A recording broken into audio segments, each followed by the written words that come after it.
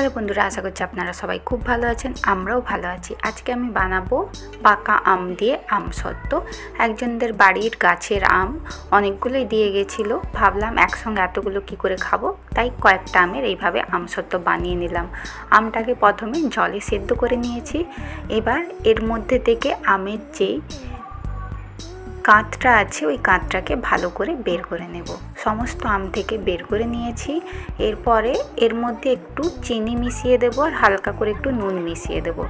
এবার ভালো করে মিশিয়ে নিতে হবে চিনি আর নুনটা আমের সাথে। এরপরে আমি এই আমের কাঁচটাকে ভালো করে একটা ছাঁকনিতে করে, বড় এই ছাঁকনিতে করে ছেঁকে নেব। যত এর যে মধ্যে এই জালিগুলো থাকে ওইগুলোকে বের করে নিতে হবে, তাহলে আমসত্ত্বটা দেখতেও ভালো লাগবে আর খেতেও ভালো লাগবে। তো একদম এই যে জালিগুলোকে বের করে নিয়েছি। এবার এই স্টিলের থালার মধ্যে ভালো করে তেল লাগিয়ে নিয়েছি।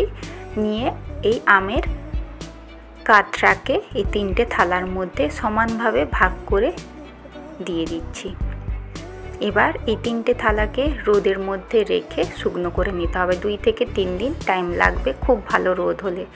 তো মোটামুটি শুকনো হয়েই গিয়েছে, দেখতেই পাচ্ছেন এইভাবে উঠে গিয়েছে। আমসত্ত্ব রেডি একদম।